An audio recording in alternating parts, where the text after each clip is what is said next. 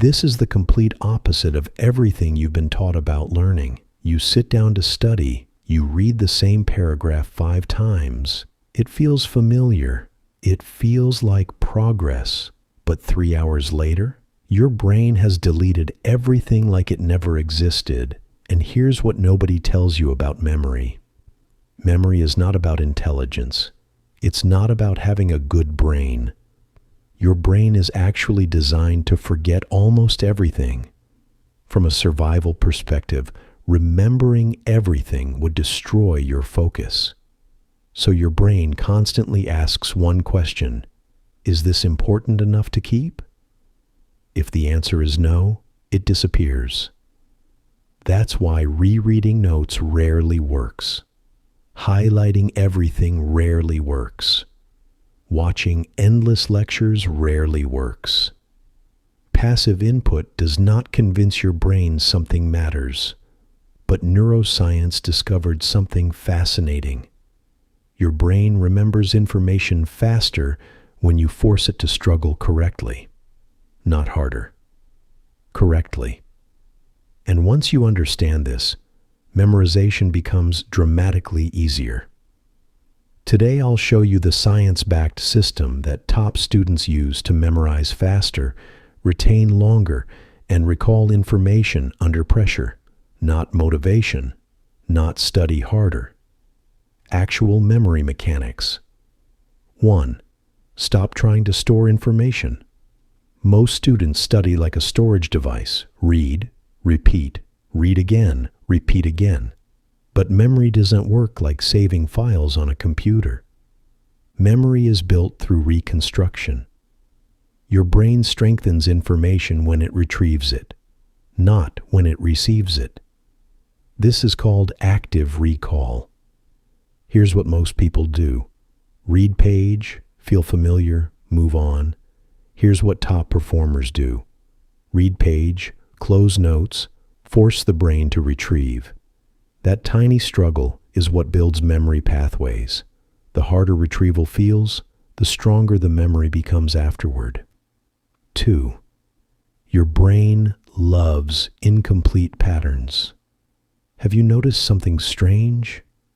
You remember song lyrics from years ago, but forget what you studied yesterday. Why? Because the brain remembers patterns better than isolated facts. Random information dies quickly. Connected information survives. This means memorization becomes easier when you turn information into relationships instead of raw data. For example, instead of memorizing ATP is the energy currency of the cell, connect it. ATP equals battery pack for cellular work. Now the brain has meaning. Meaning creates memory hooks. And the more hooks you create, the faster recall becomes. 3. The 24-hour memory rule. Most forgetting happens shockingly fast. Without review, memory drops aggressively within the first 24 hours. If you study something today and never revisit it, your brain labels it as temporary information. Gone. This is why students often feel like they studied so much but forgot everything during the exam.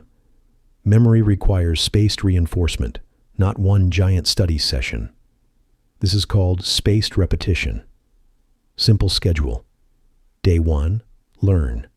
Day 2, quick review. Day 4, review again. Day 7, review again. Day 14, review again. Each review becomes shorter, but memory becomes stronger. 4. Emotion is a memory superpower. Your brain prioritizes emotional information.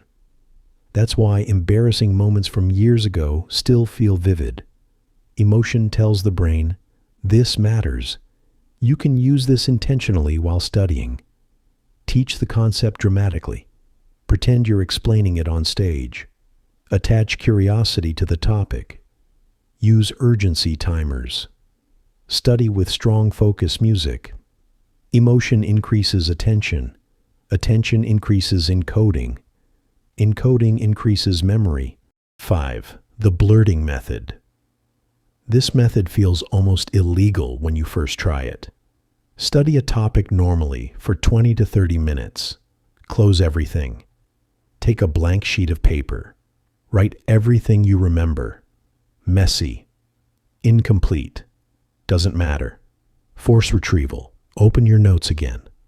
Compare what you missed, then repeat. This technique combines active recall, retrieval practice, error correction, and deep encoding all at the same time. 6. Your environment secretly trains your memory. Your brain attaches memory to context. If you always study distracted, your brain learns distraction. If your phone interrupts every 3 minutes, your brain never enters deep encoding mode. Protect the first 25 minutes of study aggressively. No notifications, no multitasking, no quick checks. Memory formation requires uninterrupted attention. 7. Sleep is literally part of memorization. You do not fully memorize while studying. Your brain finalizes memory during sleep, especially deep sleep. During sleep, the brain replays important information and transfers it into long-term storage. Sleeping after studying is not laziness. It is neurological reinforcement. Study difficult material a few hours before sleep, then sleep properly. Your brain continues processing even after you stop studying. 8. The advanced trick. Interleaving. Most students study one subject for hours, but the brain adapts better with controlled switching. Example: 45 minutes math, 45 minutes biology, 45 minutes chemistry. Switching forces the brain to re-engage repeatedly. It strengthens discrimination and recall. It feels slower initially, but performs better during exams. Your brain is not bad at memorizing. It's just overloaded with passive information. Modern students consume more information in 1 week than older generations consumed in months.